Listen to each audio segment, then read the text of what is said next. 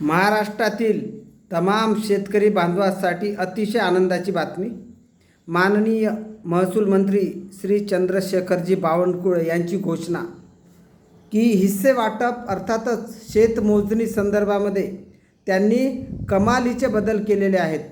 या अगोदर यापूर्वी जे काही आपल्याला पैसे लागत होते किंवा फी लागत होती शेतमोजणीसाठी, त्याच्यातून खूप मोठ्या प्रमाणात घट त्यांनी केलेली आहे, खूप मोठ्या प्रमाणात घट झालेली आहे। आणि आता प्रत्येक शेतकरी तो कोणीही असो, त्याला जर शेतीची मोजणी करायची असेल तर फक्त आणि फक्त 200 रुपयात ही मोजणी होणार आहे।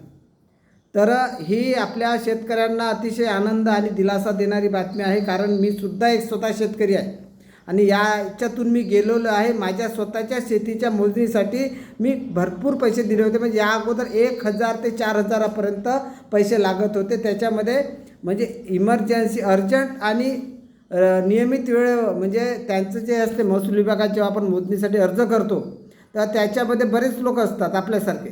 मग त्या याच्यामध्ये अर्जाच्या छाननीनुसार, अर्जाच्या क्रमांकानुसार जर आपल्याला मोजणी मिळत असेल तर ते कमी फी लागते, किंवा आपल्याला अर्जंट जर करून घ्यायची जास्त फी लागते, असं असते ते।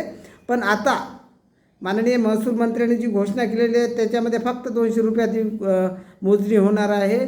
आणि ही सर्वांसाठी अतिशय आनंदाची बाब, कारण कसं होते, शेती म्हणजे म्हणतात ना, वावर पडे आणि धुऱ्यासाठी लढे।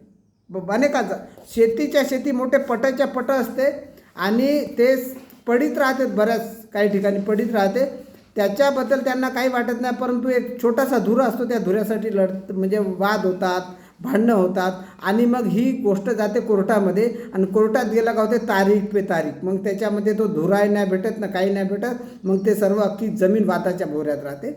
तर मोजणी ही योग्य व्हावी, कमी आणि किफायत भावात व्हावी, आणि ती आता माननीय महसूल मंत्र्यांनी घोषणा केलेली आहे। आणि मी स्वतः व्यक्तिशः माननीय महसूल मंत्र्याचं, त्याचबरोबर महाराष्ट्र सरकारचं आभार मानतो।